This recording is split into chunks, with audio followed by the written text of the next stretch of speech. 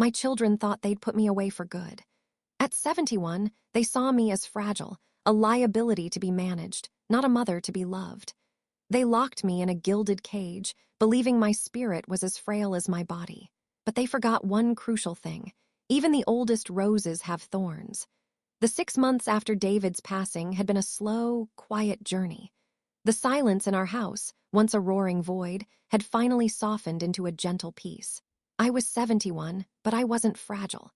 I had my routines, tending to the roses David had planted, hosting my online book club, the Page Turners, and navigating the comfortable solitude of the home we had built over 40 years. It was a life tinged with grief, yes, but it was my life. My children, however, saw things differently. Mark, my eldest, a financial advisor who viewed life as a balance sheet, saw me as a liability. Sarah, my only daughter, who had martyred herself to her family, saw me as a burden she'd inevitably have to shoulder. And Leo, my youngest, the perpetually emerging artist, saw my home as a future inheritance. They called it an intervention. The three of them sat on the living room sofa, a united front of feigned concern. "Mom, we're worried sick," Sarah began, her voice dripping with practiced sympathy. "You're all alone here. What if you fall?" "It's just not practical, Mom," Mark added, adjusting his tie. "The upkeep, the taxes, it's a lot for you to handle." I was about to argue, to list the ways I was perfectly capable, but they unveiled their solution with the flourish of a magician revealing a trick. A visit to a place called Golden Meadows. They sold it as a luxury resort, a place where I could finally relax. The tour was a blur of gleaming hallways and staff with fixed, professional smiles. It was beautiful, sterile, and soulless. The trap sprang when our guide opened the door to a sunlit room, and I saw my favorite armchair and a suitcase standing by the bed. My suitcase. While I was touring, they had moved me in. Before I could process the betrayal, Mark gently took my phone and laptop. "Let us handle the boring stuff, Mom," he said, his voice smooth as oil. "You just focus on settling in." The door clicked shut behind them, and a profound, bone-deep chill settled over me. I wasn't a mother being cared for. I was an estate being managed. Life at Golden Meadows was a slow suffocation wrapped in cashmere. The facility was immaculate, the food was gourmet, and the staff addressed me with a practiced deference that never quite reached their watchful eyes. It was a prison designed by an interior decorator. My connections to the outside world were methodically severed. All incoming calls were routed through the front desk, where a cheerful voice would inform my friends from the book club that Patricia is resting comfortably. It was a lie, a mantra that effectively walled me off from my life. Meanwhile, a phantom version of me thrived online. My children had taken over my social media, posting old photos of me smiling in my garden, accompanied by captions they'd written. "Mom is loving her new home and all the activities." One post read, under a picture of me taken 2 years ago at a community fair. They were curating my captivity, presenting it to the world as a happy retirement. Their weekly visits were exercises in controlled condescension. They'd bring flowers that wilted in the sterile, climate-controlled air and speak to me in loud, slow tones, as if my hearing and intellect had vanished along with my freedom. Their conversation always circled back to my assets, the true object of their concern. "We're thinking of consolidating your accounts, Mom," Mark said one Sunday, his eyes scanning the room as if assessing its value. "It's just more efficient for us to manage things that way." The final illusion of their love shattered on a Tuesday afternoon. They thought I was napping, a scheduled activity on their mental itinerary for me. I had stepped out of my room, intending to walk in the manicured courtyard, when I heard their hushed, urgent voices from an alcove down the hall. "The real estate market is at a peak." Mark's voice was sharp, impatient. "We need to list the house now. We could get over $1 million for it, maybe 1.2. "Mark, for God's sake, have some decency," Sarah hissed back, her voice a low, anxious whisper. "People will talk. We just moved her in. It looks ghoulish." "What's ghoulish is Leo needing another 20 grand for his art project," Mark shot back. "Hey," Leo's voice, whiny and defensive. "Dad always said he'd help me get a proper studio. This is just fulfilling his wishes. Her money is just sitting there. It needs to be put to good use." I stood frozen, hidden by the turn in the corridor. The words hung in the air, stripping away 40 years of memories, of scraped knees, of bedtime stories, of a family I thought I had. They weren't my children discussing my welfare. They were boardroom predators, circling a vulnerable asset. The profound sadness that had been my constant companion since David's death finally receded, replaced by something I hadn't felt in years. A cold, crystalline rage. The rage didn't burn hot, it froze me solid. It clarified my mind, sweeping away the fog of grief and betrayal. From that moment on, I was no longer a resident of Golden Meadows. I was a prisoner of war, and my first duty was reconnaissance. I stopped seeing the staff as caregivers and started seeing them as guards, studying their rotations, their habits, their conversations. I learned who was lazy, who was a gossip, and who was merely indifferent. And then there was Maria. She was young, barely in her 20s, with tired eyes that held a flicker of something the others lacked. Genuine kindness. She was the one who would straighten the books by my bedside instead of just dusting around them. She'd ask about the plots, her interest sincere. Unlike the others who spoke to me as if I were a child, Maria spoke to me as if I were a person. She was my weak link, my potential breach in the wall. I began to cultivate our connection, not with desperation, but with the patient skill of a gardener tending a precious seedling. I told her stories about David, about my travels, about the ridiculous arguments my book club would get into over character motivations. I was reestablishing my identity, not just for her, but for myself. I was showing her the woman my children had tried to erase. One afternoon, while she was changing my bed linens, I looked at her directly. "Maria," I said, my voice low and steady, "do you have a grandmother?" She paused, a pillowcase in her hands. "Yes, she lives with us. She drives my mother crazy, but I couldn't imagine her anywhere else." That was all I needed to know. "My children think they are protecting me," I said, letting the words hang in the air. "But what they are protecting is their inheritance. They have taken my home, my phone, my life. I am not resting here. I am being held." I saw a flash of understanding and fear in her eyes. She believed me. The opportunity came a week later, during the facility's mandated weekly outing to the community library. It was a carefully orchestrated event, designed to maintain the illusion of freedom. As we were browsing the shelves, Maria, with a skill that belied her age, created a masterful diversion. She discreetly nudged a stack of oversized art books, sending them cascading to the floor near Mr. Henderson, a notoriously cantankerous resident. As the other aide rushed to placate him and clean up the mess, Maria caught my eye and gave a nearly imperceptible nod toward the public payphones in the lobby. "You have 5 minutes," she whispered as she passed me. My heart hammered against my ribs. I hadn't used a payphone in 20 years. My fingers, trembling slightly, dialed a number I knew as well as my own name.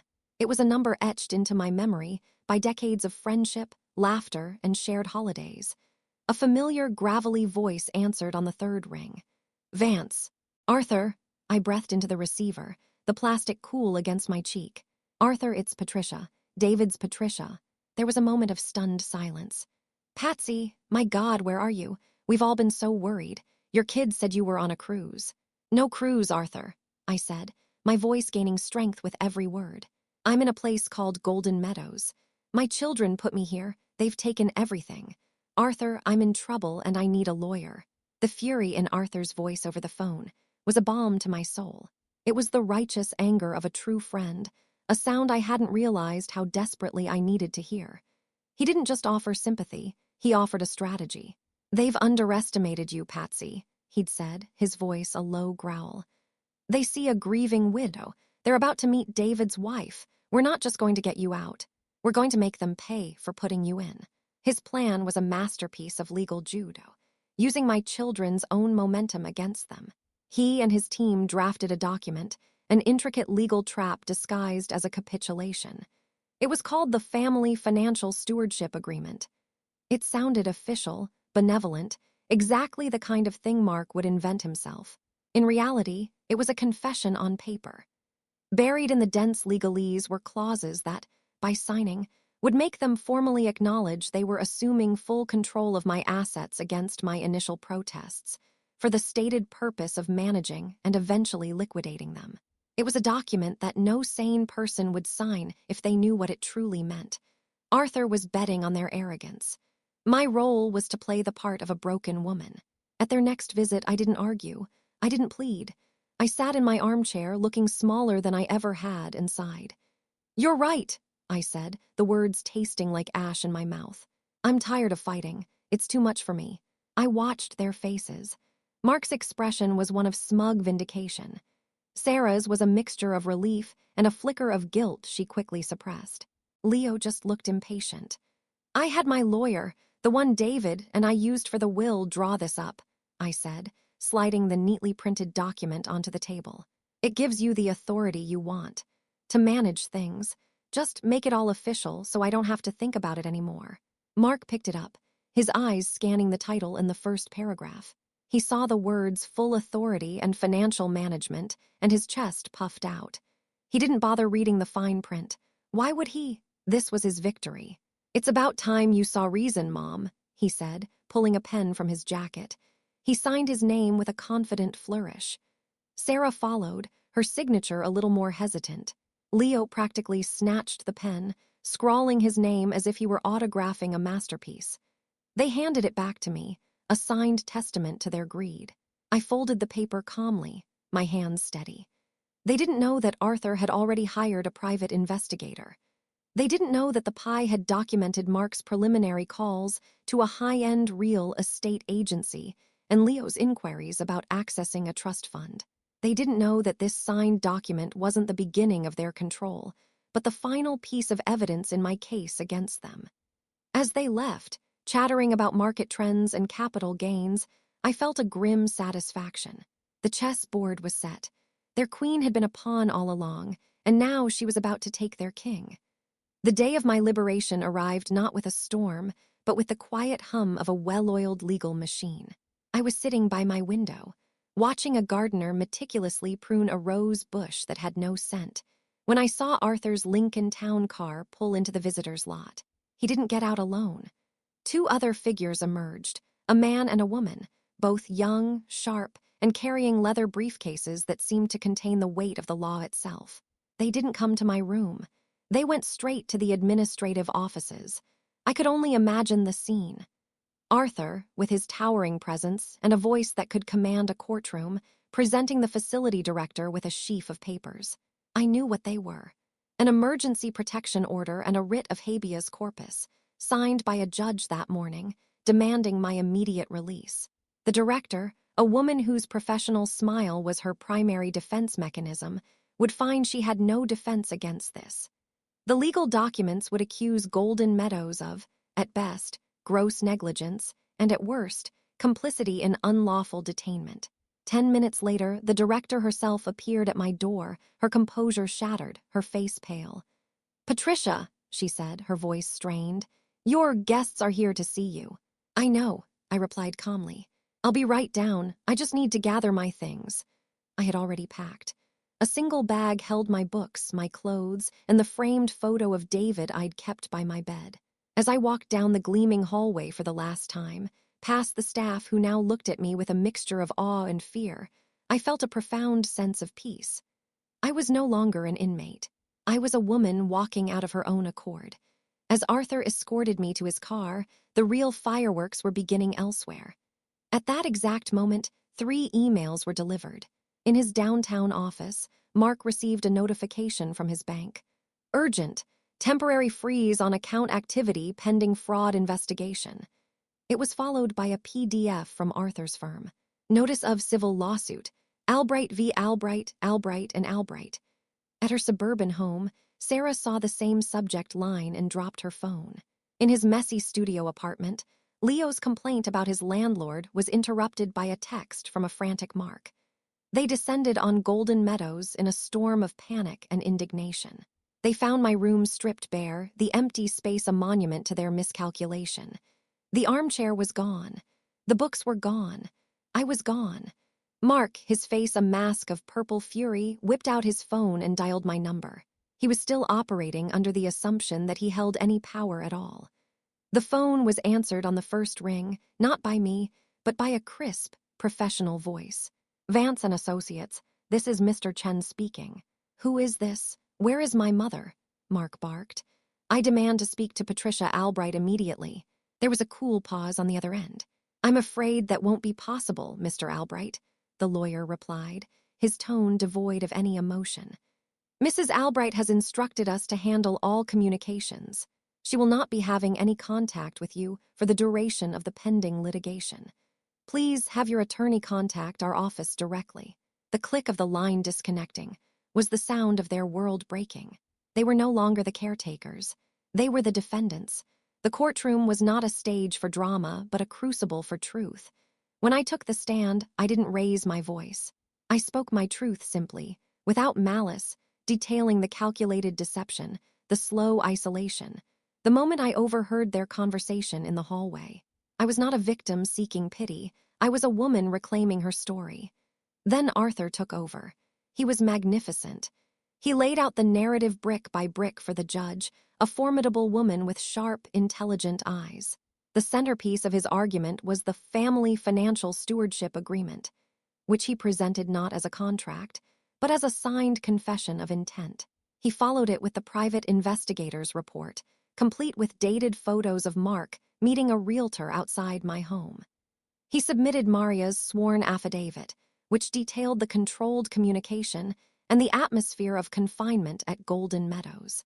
The lawyer my children had hired, a flustered young man out of his depth, could only offer feeble objections that the judge swatted away like flies. I glanced at my children. Their arrogance had evaporated, leaving behind a residue of pale, clammy fear. They looked small. The judge's ruling was swift and absolute.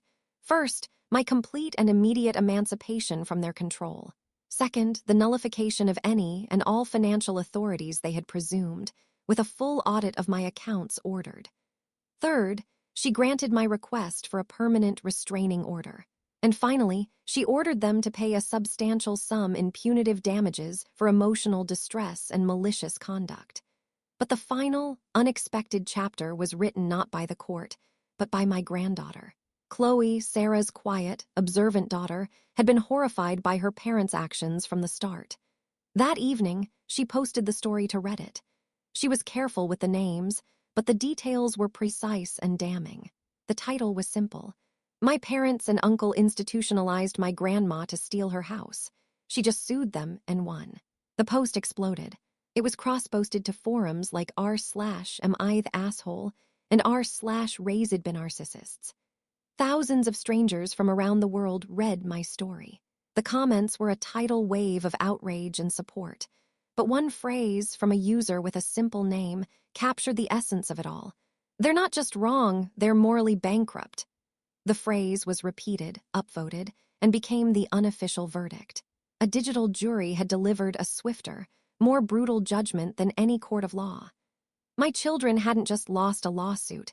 They had lost their public face, their curated image of respectability forever. The air in my garden smelled of damp earth and blooming roses, a scent I had desperately missed. I was home. The house was quiet again, but it was my quiet, a space filled not with loss, but with the gentle hum of my own life resuming its rhythm. The settlement money arrived in my account, a silent, staggering number.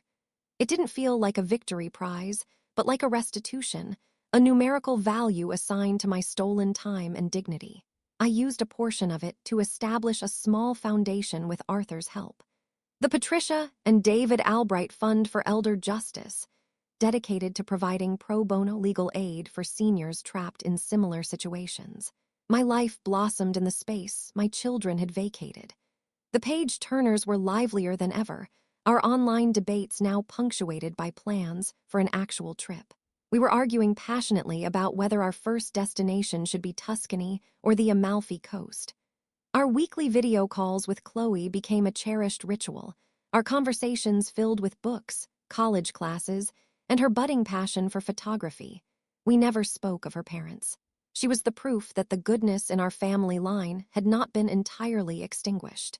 This evening, I sat on the back porch in the old rocking chair, a cup of chamomile tea warming my hands. The setting sun cast long, golden shadows across the lawn, making the dew on the rose petals glitter like tiny diamonds. I watched the light fade, feeling the cool evening air settle around me. There was no anger left, no bitterness. Those emotions were heavy baggage, and I had been unburdened. All that remained was a profound, unshakable peace. A calm, resolute smile touched my lips. This was my twilight, and it was mine and mine alone to command. Hey everyone, it's the channel host. Thank you for listening to Patricia's story. It takes immense courage to reclaim your life, and her journey is a powerful reminder of that. If you have a story of your own about finding justice or setting boundaries, please feel free to share it in the comments. Your story matters too. And if you'd like to hear more tales of strength and vindication, don't forget to subscribe.